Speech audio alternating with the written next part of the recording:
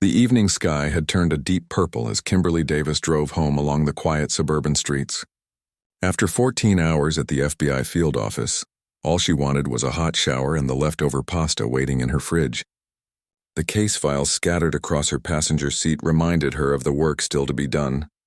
But that could wait until morning. She noticed the police cruiser in her rearview mirror just as she turned onto Maple Street. It had been following her for about half a mile, keeping a steady distance. Kimberly checked her speedometer, 5 miles under the limit, and ran through a mental checklist of her car. Headlights on, seatbelt fastened, registration up to date. Everything was in order. When the red and blue lights flashed behind her, she felt a familiar knot form in her stomach. It wasn't fear exactly, more like weary anticipation.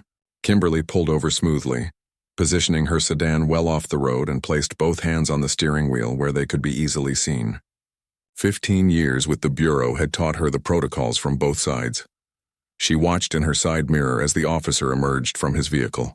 Something about his approach made her reach for her phone. Without looking down, she tapped the screen twice, activating the recording function. A habit she'd developed over the years, not out of paranoia but prudence. License and registration, the officer demanded before he'd even reached her window fully. No greeting, no explanation for the stop. "Good evening, officer," Kimberly replied, keeping her voice level and professional. "May I ask why I've been pulled over?" The officer, his nameplate read Reynolds, stared at her with narrowed eyes. He was young, maybe early 30s, with a rigid posture that spoke of someone relatively new to authority. "Broken taillight," he said curtly. "License and registration." Kimberly nodded slowly. "I'm going to reach for my credentials now, okay?" She kept her movements deliberate and her voice calm. This was standard practice, announcing actions before making them to avoid misunderstandings. As her hand moved toward her purse on the passenger seat, Officer Reynolds' hand shifted to his holster. The subtle movement wasn't lost on Kimberly. "My ID is in my bag," she explained, freezing her motion until she received acknowledgement. Reynolds gave a terse nod, but his hand remained hovering near his weapon. The tension in the air thickened as Kimberly carefully retrieved her wallet. "Officer, I should inform you that I'm a federal agent," she said, pulling out her FBI credentials instead of her driver's license. "I'm reaching for my badge now." Something changed in Reynolds' expression, a flicker of disbelief followed by something harder to read. His hand didn't move from his holster. "Ma'am, I asked for your license and registration, not whatever that is. This is my FBI badge and ID. I'm Agent Kimberly Davis with the Violent Crimes Division." She held up the leather wallet displaying her gold shield and photo identification, angling it toward the beam of his flashlight. "You can verify my identity with your dispatch if needed." Officer Reynolds leaned in slightly, examining the badge with obvious skepticism. His posture hadn't relaxed. If anything, he seemed more on edge. "FBI, huh? That's convenient." His tone carried a note of condescension that made Kimberly's professional composure waver slightly. "Yes, sir. Now, about that taillight."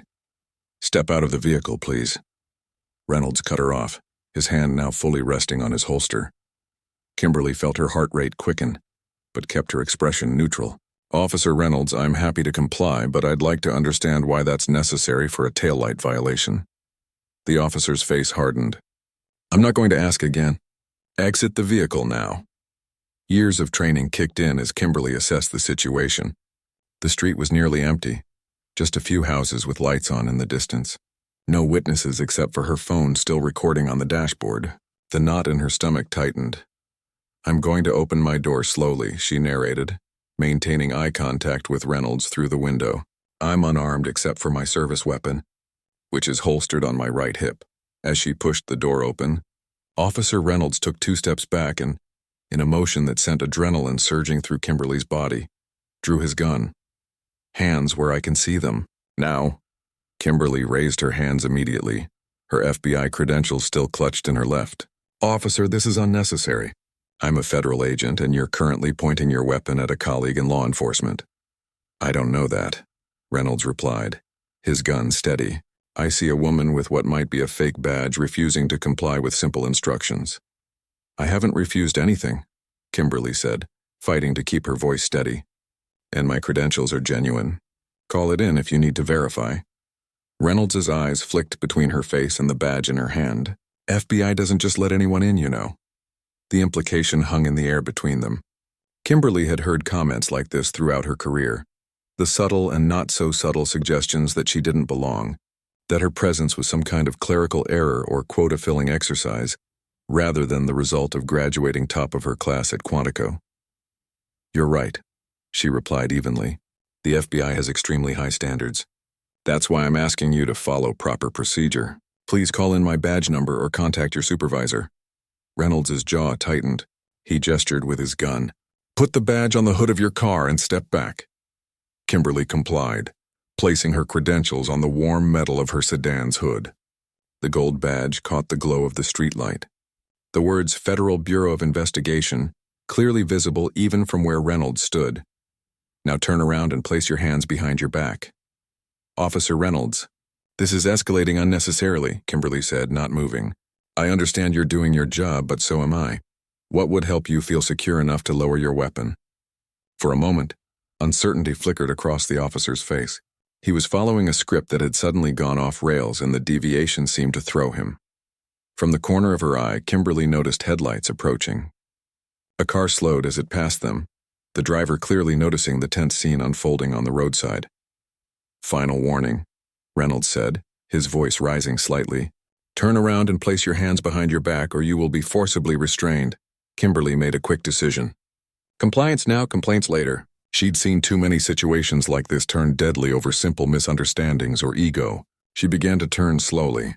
I'm complying, Officer Reynolds, but I want to be clear that this is being recorded, and I will be filing a formal complaint about your conduct during this stop. Reynolds' expression darkened. Recording? You've been recording this without my knowledge or consent? Pennsylvania is a two-party consent state for private conversations. Kimberly replied calmly, her hands now behind her back. But traffic stops are considered public interactions with no expectation of privacy for officers performing their duties. The Supreme Court has upheld this repeatedly. The mention of legal precedent seemed to give Reynolds pause. His gun lowered slightly, though it remained pointed in her general direction. Where exactly is this recording happening? He demanded. My phone is on the dashboard, Kimberly answered truthfully. It's standard practice for many federal agents, especially when traveling alone. Reynolds' gaze darted to the car interior, where the phone's screen glowed faintly. The red recording indicator was visible even from where he stood. Another car drove by, slowing considerably this time. Kimberly recognized the unconscious safety net forming, witnesses, however brief, creating a record of the encounter. Look, she said, softening her tone. We both want the same thing here, to go home safely tonight. My supervisor's number is in my phone contacts. One call will clear this up. Reynolds seemed to be reconsidering his approach. The hand holding the gun had begun to lower further when his radio crackled to life. Unit 437, what's your status on that traffic stop on Maple? The dispatcher's voice cut through the tense silence. Reynolds reached for his shoulder mic with his free hand, his eyes never leaving Kimberly. Unit 437, situation under control. Driver claims to be FBI. Running verification now. 10-4. Be advised, we've received a call about an officer with weapon drawn at that location. Captain Chen is en route. The mention of his superior officer coming to the scene changed something in Reynolds' demeanor. He holstered his weapon, though his posture remained rigid. Stay where you are, he ordered Kimberly, then moved toward her badge still lying on the hood. He examined it more carefully this time, turning it over in his hands. Kimberly remained still, hands behind her back, watching as Reynolds seemed to truly read her credentials for the first time. She could almost see the realization dawning on him. This wasn't going to end the way he'd expected. In the distance, more flashing lights appeared. Not just the local police captain, but another vehicle approaching rapidly from the opposite direction. Even from this distance, Kimberly recognized the distinctive headlight pattern of the Bureau's standard-issue SUVs. Help was coming. 2 minutes that had felt like 2 hours were about to come to an end. And Officer Reynolds, still holding her badge and looking increasingly uncomfortable, was about to learn a valuable lesson about assumptions, protocol, and consequences. Officer Reynolds shifted his weight from one foot to the other, Kimberly's FBI credentials still in his hand. The approaching headlights cast long shadows across the street as both vehicles drew closer. Kimberly remained perfectly still, hands behind her back, watching Reynolds' face as reality began to sink in. "Is there a problem here?" The voice came from behind Reynolds, firm and authoritative. Reynolds spun around to find Captain Chen standing a few feet away, having approached silently from his unmarked police car. Chen was a 20-year veteran of the force known for running a tight ship and having little patience for procedural violations. "Captain, I was conducting a routine traffic stop. The driver claims to be FBI," Reynolds explained, his earlier confidence noticeably diminished. "Claims?" Chen's eyebrow rose as he glanced at the badge in Reynolds' hand. "And you verified this how?" Before Reynolds could answer, the Bureau SUV pulled up behind Chen's car, its headlights cutting off as the engine went silent. The door opened, and a tall man in a dark suit stepped out, his face set in what Kimberly recognized as Special Agent Thomas Wilson's official business expression. "That's my supervisor," Kimberly said quietly, still not moving from her position. Chen looked from Kimberly to Reynolds, then to the badge in the officer's hand. "Why is she standing like that?" Reynolds swallowed. "I asked her to assume the position while I verified her identity." "With your weapon drawn," Chen added. Not a question, but a statement. He'd clearly seen enough as he'd arrived to assess the situation. Wilson approached with measured steps, his bureau credentials already extended. "Special Agent Thomas Wilson, FBI. I believe you're currently detaining one of my agents." Chen nodded respectfully at Wilson before turning back to Reynolds. "Officer, is there a reason Agent Davis is still standing with her hands behind her back?" The use of her title wasn't lost on Kimberly. Chen had already accepted her identity without question, something Reynolds had failed to do throughout the entire encounter. "You can lower your hands, Agent Davis," Chen said directly to her, his tone professional but carrying an undercurrent of apology. Kimberly brought her arms to her sides slowly, rolling her shoulders to release the tension that had built up. "Thank you, Captain." Reynolds stood frozen, Kimberly's badge still clutched in his hand, looking increasingly like a child caught in a lie. The street had gone quiet except for the soft hum of idling engines and the occasional cricket chirp from the nearby bushes. "Officer Reynolds," Wilson said, his voice controlled but carrying an edge that made everyone present stand a little straighter. "I'd appreciate it if you'd return Agent Davis's credentials immediately." Reynolds extended the badge toward Kimberly, avoiding eye contact. She took it with a steady hand, tucking it back into her pocket. "Now," Wilson continued, "perhaps you could explain why one of the Bureau's top violent crime specialists was held at gunpoint during a routine traffic stop." "I was following protocol for suspicious," Reynolds began. "Suspicious what exactly?" Chen cut in, his patience visibly wearing thin. "Be very careful with your next words, officer." Reynolds looked between his captain and the FBI agent, then down at his boots. "The badge looked real, but you can't be too careful these days. People can get good fakes online. So you drew your weapon on a woman who identified herself as law enforcement because you thought she might have ordered a fake badge from the internet?" Wilson's tone was incredulous. "Rather than following standard procedure and simply calling it in?" Kimberly stepped forward, her professional composure fully restored now that the immediate danger had passed. "If I may, there's a recording of the entire encounter." She gestured toward her car. "My phone on the dashboard has been capturing everything since I was pulled over." Chen's expression darkened. "I'd like to hear that if you don't mind." "Of course."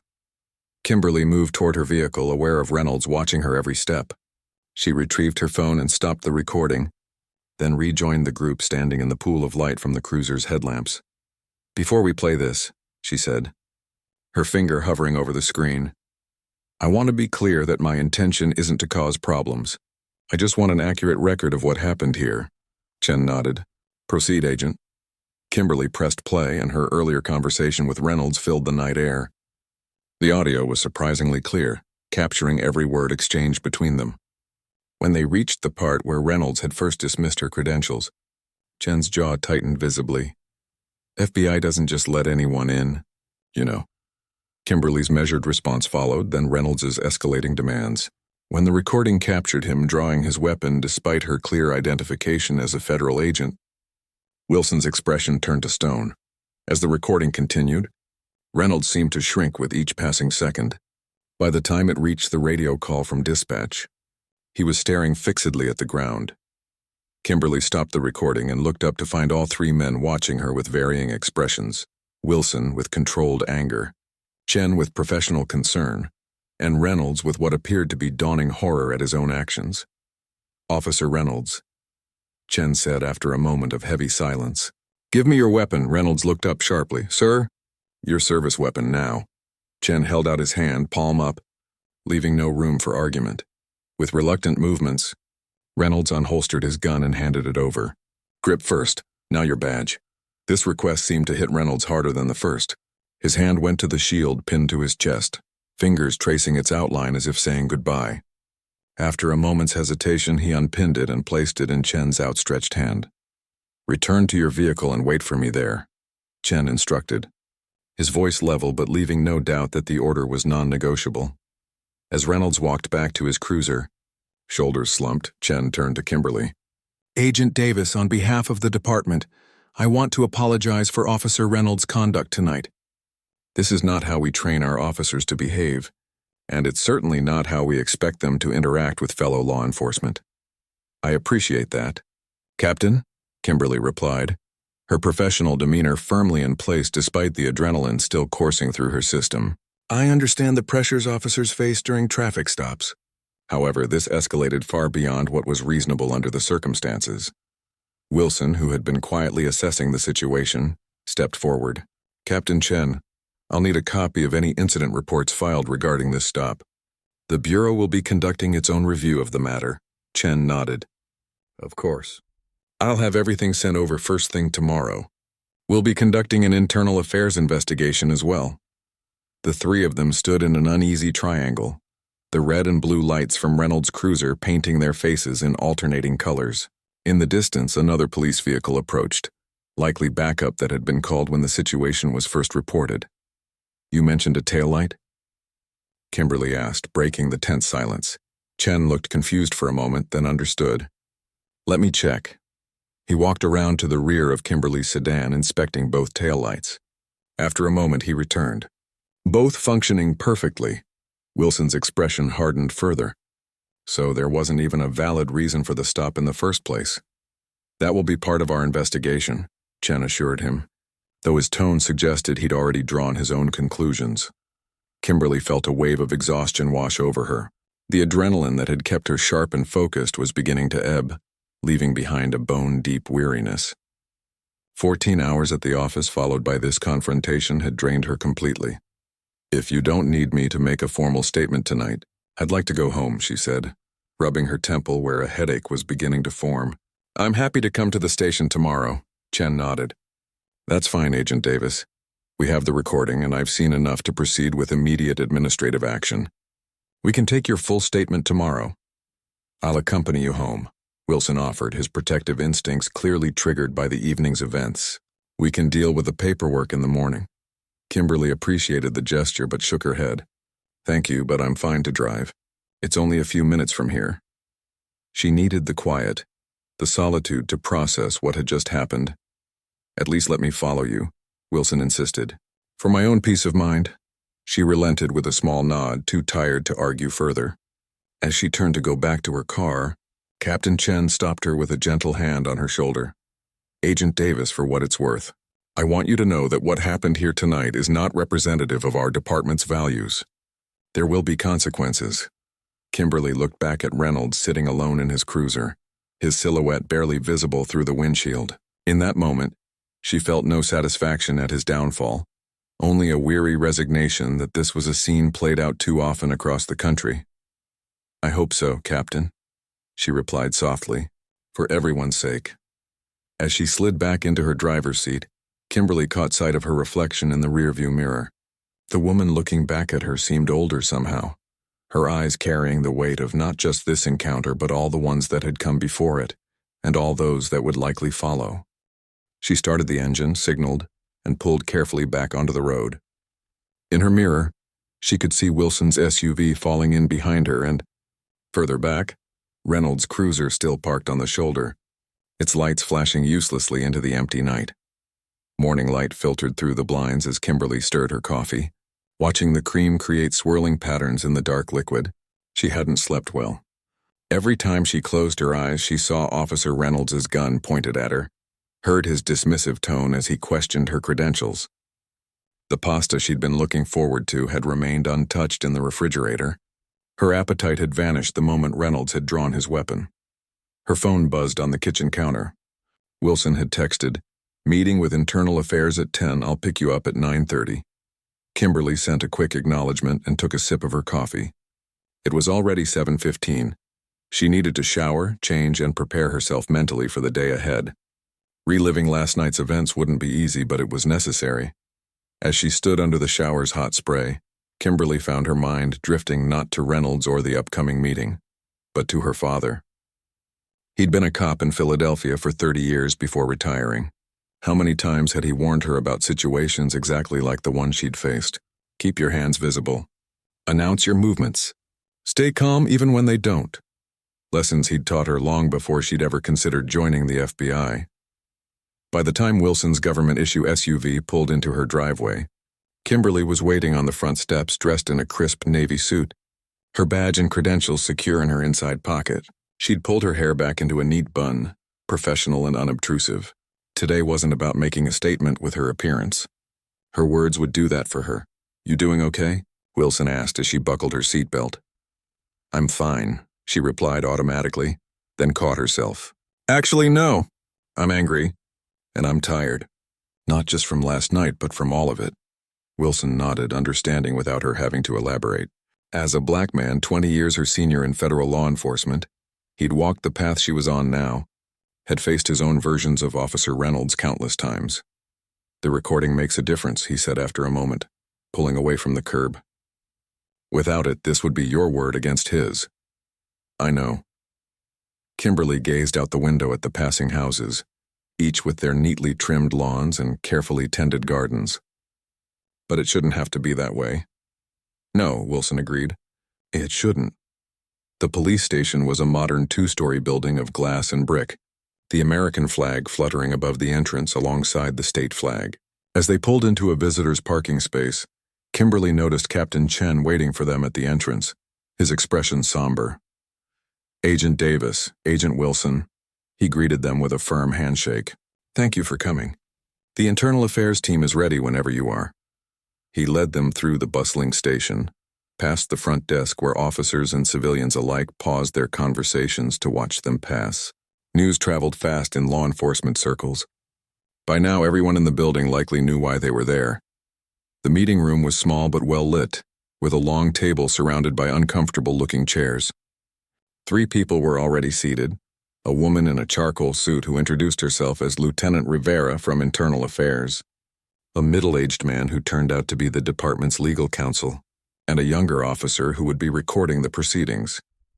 "Before we begin," Captain Chen said once they were all seated, "I want to inform you that Officer Reynolds has been placed on administrative leave, pending the outcome of this investigation. His service weapon and badge remain in my possession." Kimberly nodded, appreciating the swift action but knowing it was just the first step in what would likely be a lengthy process.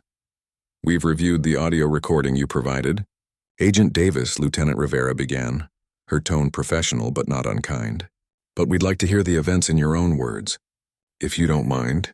For the next 45 minutes, Kimberly recounted every detail of the previous night's traffic stop, from the moment Reynolds' cruiser appeared in her rearview mirror to her final drive home with Wilson following behind.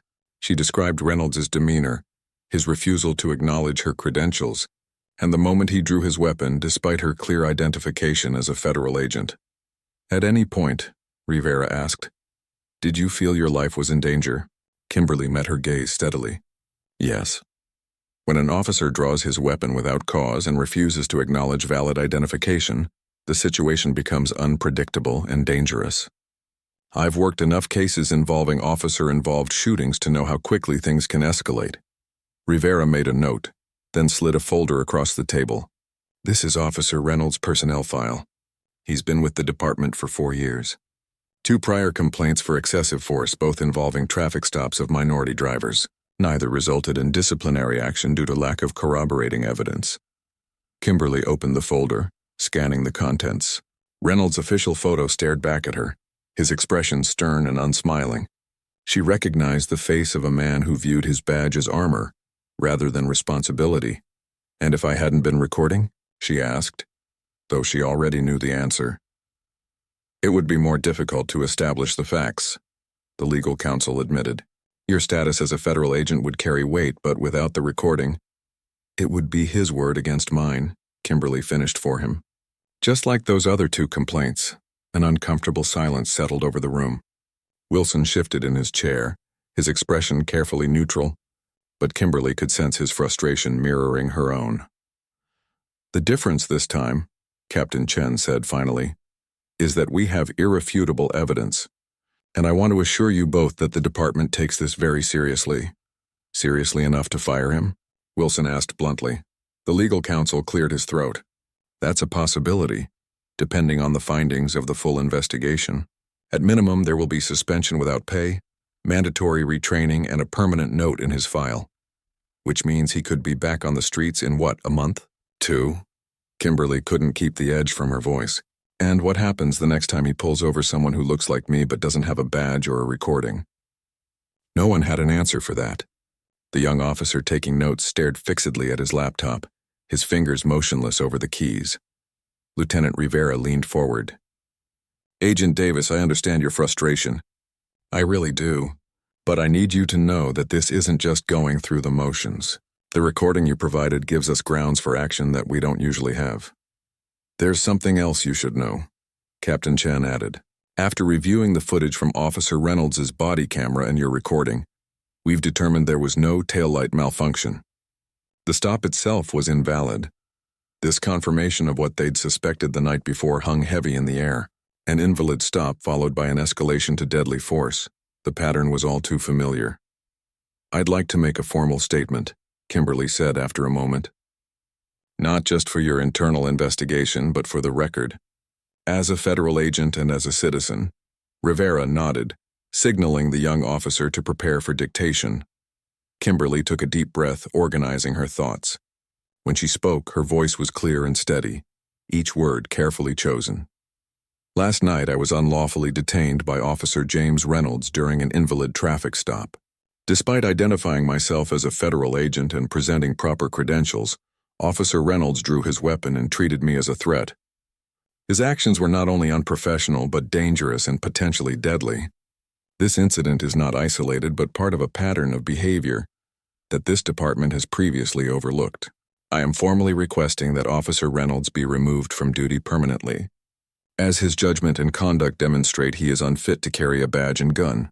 She paused, noting how Rivera and the legal counsel exchanged glances. "Furthermore, I am requesting a thorough review of all traffic stops conducted by Officer Reynolds over the past 4 years, with particular attention to stops involving minority drivers. If patterns of misconduct are found, I expect appropriate action to be taken, including possible criminal charges for civil rights violations." Wilson's subtle nod of approval gave her the confidence to continue. "Finally, I want it on record that I will be pursuing all available legal options, both as an FBI agent whose authority was disregarded and as a private citizen whose rights were violated. The evidence is clear, and I expect this department to take appropriate action not just with words but with meaningful consequences." The room fell silent as her words settled over them. The legal counsel looked uncomfortable, already calculating the potential fallout. Rivera was still taking notes, her expression unreadable. Captain Chen, however, was watching Kimberly with what appeared to be genuine respect. "Thank you, Agent Davis," Rivera said finally. "Your statement will be included in full in our report." As the meeting wrapped up and they prepared to leave, Captain Chen asked to speak with Kimberly privately.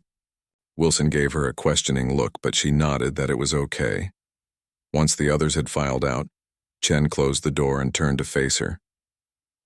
"I wanted you to know," he said quietly, "that your recording has already been viewed by the chief and the mayor. This isn't going to be swept under the rug." Reynolds crossed a line that can't be uncrossed.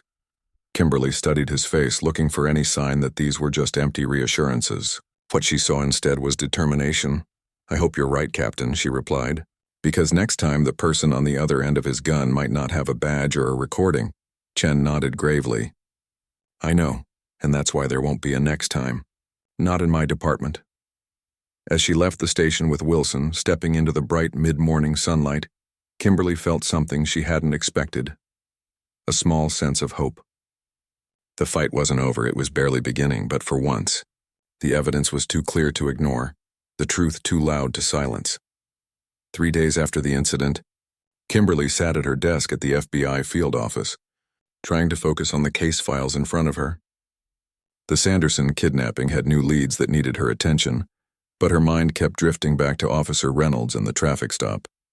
Her phone buzzed with another notification, the third news outlet requesting an interview. She ignored it just like the others. You should probably talk to someone, Wilson said, appearing in her doorway with 2 cups of coffee. He set one on her desk and took a seat across from her. The story's getting traction whether you engage or not. Kimberly glanced at her computer screen where a local news headline read, FBI agent detained at gunpoint by local police officer. Someone at the station had leaked the story, and now her quiet pursuit of justice had become very public. I'm not interested in being the face of this, she said, taking a sip of the coffee, strong and black just how she liked it. I just want the department to do the right thing. Wilson leaned back in his chair. Sometimes public pressure is what makes departments do the right thing. You know that better than most. Before she could respond, her desk phone rang. The caller ID showed it was Director Patel from the Bureau's Office of Professional Responsibility. Agent Davis, she answered, giving Wilson a look that said this might be important. Agent Davis, I've just gotten off the phone with the mayor's office regarding your incident with Officer Reynolds, Director Patel said without preamble. They've called a press conference for 4 o'clock today. The chief of police will be making a statement. Kimberly felt her stomach tighten. A statement about what exactly? That's not entirely clear, but I've been asked if you would be willing to attend. Not to speak, Patel clarified quickly. Just to be present. She thought about it for a moment, weighing the personal exposure against the potential impact. Will Officer Reynolds be there? No. He's still on administrative leave and has been instructed to avoid public appearances. After a brief discussion with both Patel and Wilson, Kimberly agreed to attend the press conference. If nothing else, her presence would remind everyone that this wasn't just a bureaucratic issue or a public relations problem. It was about a real person who had been wrongfully detained at gunpoint. At 3:45 that afternoon, Kimberly found herself in a small room adjacent to the City Hall press briefing area. Captain Chen was there, along with Chief Harrison, a gray-haired man with a perpetually stern expression who had been running the department for over a decade. Mayor Lopez, dressed in a perfectly tailored suit, was reviewing note cards while her press secretary hovered nearby. Agent Davis, the mayor greeted her with a firm handshake. Thank you for coming. I want you to know that the city takes what happened to you very seriously. Kimberly nodded, keeping her expression neutral. She'd heard similar assurances from politicians before, and knew their worth depended entirely on the actions that followed. The chief will be announcing Officer Reynolds' termination today, Mayor Lopez continued, lowering her voice slightly, along with a review of all traffic stop procedures and a new body camera accountability initiative. This was more than Kimberly had expected. She glanced at Captain Chen, who gave her a subtle nod of confirmation. We're also going to announce an external audit of all complaints against officers over the past 5 years. Chief Harrison added, joining their conversation. Your statement to Internal Affairs made it clear that we need to look beyond just this one incident. The press secretary appeared at the mayor's elbow, informing them it was time. Kimberly was directed to a seat in the front row, just off to the side of the podium. As she took her place, she noticed the room was packed with reporters. Cameras focused on the empty podium. Mayor Lopez stepped up first, her voice confident as she addressed the gathering. 3 days ago, an FBI agent was wrongfully detained at gunpoint by one of our police officers during an invalid traffic stop. This incident is deeply troubling and represents a failure not just of the individual officer involved, but of our systems of training and accountability. The mayor continued, outlining the city's commitment to transparency and reform, before introducing Chief Harrison, who stepped forward with a grave expression. After a thorough review of the evidence, including audio recordings and body camera footage, I have made the decision to terminate Officer James Reynolds. Effective immediately, the chief announced, his words causing a ripple of murmurs among the reporters. His actions were in direct violation of department policies, training, and the oath he took to protect and serve this community. Cameras clicked rapidly as reporters scribbled notes. Kimberly remained still, her face composed despite the surge of vindication she felt. She hadn't expected such swift and decisive action. Additionally, Harrison continued, we will be implementing a comprehensive review of our traffic stop procedures, with new training protocols to be developed in consultation with federal law enforcement and civil rights experts.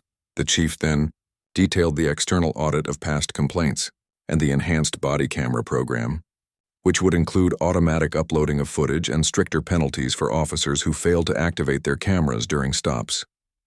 As the press conference continued, Kimberly noticed a familiar face at the back of the room, Officer Reynolds' partner, Officer Diane Taylor. She wasn't in uniform, and her expression was unreadable as she listened to her colleague being publicly fired. When the floor opened for questions, the reporters predictably wanted to hear from Kimberly. The mayor deflected most of these requests, explaining that she was there as an observer, not a speaker. But one persistent reporter directed a question directly at her. Agent Davis, do you feel the department's response is adequate given what happened to you? All eyes turned to her. The mayor looked uncomfortable, clearly not having planned for Kimberly to speak. But Chief Harrison gave her a small nod, seemingly willing to hear her answer. Kimberly stood, smoothing her jacket as she considered her words carefully. What happened to me was not unique, she began, her voice clear and steady. The only unique aspect was that I had both a badge and a recording to prove my experience. Today's announcements are important first steps, but their value will ultimately be measured by the lasting changes they create in how officers interact with the communities they serve. She paused, looking directly at the cameras. I don't want Officer Reynolds' termination to be the end of this conversation. I want it to be the beginning of one about who we trust with badges and guns, how we hold them accountable, and how we ensure that everyone, regardless of who they are, can expect to be treated with dignity and respect during police encounters. A hush fell over the room as her words sank in. The mayor looked momentarily taken aback before composing herself and thanking Kimberly for her thoughtful perspective. As the press conference concluded, Kimberly was approached by Officer Taylor, who had made her way to the front of the room. Agent Davis, Taylor said quietly, extending her hand. I wanted to apologize. I've been Reynolds' partner for 2 years. I've seen how he operates. I should have said something sooner. Kimberly shook her hand, studying the woman's face. It's never too late to do the right thing, Officer Taylor. I've given a statement to Internal Affairs about other incidents, Taylor admitted. Things I witnessed but didn't report at the time. I just wanted you to know that. Before Kimberly could respond, she was surrounded by reporters shouting questions. Captain Chen stepped in, creating a path for her to exit through a side door where Wilson was waiting. That wasn't so bad, he said as they walked briskly toward the parking garage. Though I'm pretty sure your brief remarks weren't in the mayor's script. Kimberly allowed herself a small smile. Some things need to be said out loud. Back at her apartment that evening, Kimberly finally found the appetite to heat up the pasta she'd been ignoring for days. As she ate, she scrolled through the news coverage of the press conference on her tablet. Most outlets were focusing on Reynolds' termination, but a few had highlighted her impromptu speech. One local reporter had even tracked down 2 of the drivers who had previously filed complaints against Reynolds, both of whom expressed relief that he would no longer be on patrol. Her phone rang, her father calling from Philadelphia. I saw you on the news, he said when she answered. You did good, Kim. Coming from her father, a man of few words and even fewer compliments, this meant everything. Thanks, Dad. Your mother's worried about you being so public with this, he continued. You know how she gets, Kimberly smiled, imagining her mother fretting in the background. Tell her I'm fine. This needed to happen. I know it did, her father said, his voice softening. I spent 30 years trying to change things from the inside. Sometimes it takes someone shining a light from the outside to make real change happen.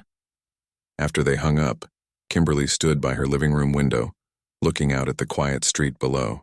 A police cruiser drove by, not an unusual sight in her neighborhood, but this time she found herself watching it with a different feeling. Not fear or resignation, but a cautious hope. Her phone buzzed with a text from Wilson. Chief just announced internal review of all officers with multiple complaints. This is bigger than Reynolds now. She texted back a simple good and set her phone down. The pasta was getting cold again, but this time she didn't mind. Some things were more important than a warm meal. As night fell, Kimberly Davis, FBI agent, daughter of a cop, and now reluctant catalyst for change, allowed herself to believe that maybe, just maybe, her ordeal would lead to something meaningful. Not just for her, but for everyone who had ever been pulled over and felt that knot of fear in their stomach, wondering if this routine traffic stop might be their last. 6 months had passed since that night on Maple Street. The seasons had changed, summer heat giving way to autumn chill, and Kimberly Davis had settled back into her routine at the FBI. The Sanderson case had been successfully closed, a missing child reunited with her family, and 3 new files now sat on Kimberly's desk awaiting her attention. But today wasn't about those cases. Today, Kimberly had taken a rare personal day to attend the graduation ceremony for the police department's newly revamped training program, a program she had helped design. She sat in the back row of the community center auditorium, watching as 32 officers, a mix of rookies and veterans, received certificates for completing the intensive 6-week course on de-escalation, implicit bias, and community-oriented policing. Captain Chen stood at the podium, his normally stern expression softened with pride as he addressed the graduates. "The badge you wear isn't a shield that separates you from the community," he was saying. "It's a symbol of your commitment to protect everyone in that community, regardless of who they are or what they look like." Kimberly felt a tap on her shoulder and turned to find Officer Taylor sliding into the seat beside her. "Didn't expect to see you here," Taylor said quietly. She was in uniform, her badge gleaming under the auditorium lights. "Thought you FBI types would be too busy solving major crimes to attend a local police graduation." "I helped write the curriculum," Kimberly replied with a small smile. "Wanted to see if it actually took." In the months following Reynolds' termination, Kimberly had been approached by Chief Harrison about consulting on the department's reform efforts. Initially reluctant to get involved, she had eventually agreed after Wilson pointed out that her perspective as both a federal agent and someone who had experienced police misconduct firsthand would be invaluable. "It's making a difference," Taylor assured her. "You should see the change in how traffic stops are conducted now. Body cameras on before we even exit the vehicle, clear communication protocols, supervisor review of all stops involving minority drivers. And complaints? Down 60% in the last quarter." Taylor looked genuinely proud of this statistic. "And the ones that do come in are taken seriously. No more burying reports in filing cabinets." On stage, Chen was introducing the keynote speaker, Mayor Lopez, who had recently announced her bid for re-election, running largely on a platform of police reform and community safety. The press conference 6 months ago had turned into a defining moment for her administration. "I still get recognized sometimes," Kimberly admitted as the mayor began her speech. "At the grocery store, the gym, someone will look at me and say, 'Aren't you that FBI agent?'" Taylor nodded. "You changed things here. People don't forget that." As the ceremony continued, Kimberly's mind drifted back to the changes the past 6 months had brought. The external audit had identified 12 officers with problematic patterns of behavior, resulting in 5 terminations and 7 officers being assigned to desk duty pending retraining. Reynolds himself had appealed his firing, but lost when the full recording of the traffic stop was played for the Civil Service Board. Officer Taylor had been promoted to training coordinator after her testimonial about Reynolds' past behavior had opened the door for other officers to come forward.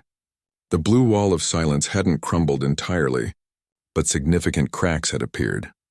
After the ceremony concluded, Kimberly was making her way toward the exit when Chief Harrison intercepted her. "Agent Davis, I'm glad you could make it," he said, extending his hand. "I wanted to thank you personally for your contributions to the program." "The curriculum was a group effort," she replied, shaking his hand. "Perhaps, but your perspective shaped it in ways the rest of us couldn't have." Harrison looked older than he had at the press conference, the weight of reforming his department etched in the new lines around his eyes. I also wanted to let you know that the City Council approved our budget request for the Community Oversight Board yesterday. We'll be implementing it next month. This was significant news. The Oversight Board, comprised of civilian community members with actual disciplinary authority, had been one of Kimberly's key recommendations, and one she hadn't expected to see implemented so quickly, if at all. That's impressive, she acknowledged. I didn't think you'd get that through. Harrison's mouth quirked in a rare smile. Having the FBI's seal of approval helped, as did the 30% reduction in civil complaints against the department since we started implementing your recommendations. Turns out better policing is also cheaper policing. As they talked, Kimberly noticed a young woman hovering nearby, clearly wanting to approach but hesitant to interrupt. She was in her early 20s with a determined expression that reminded Kimberly of herself at that age. "Excuse me," the young woman finally said, stepping forward. "Are you Agent Davis?" Kimberly nodded, curious.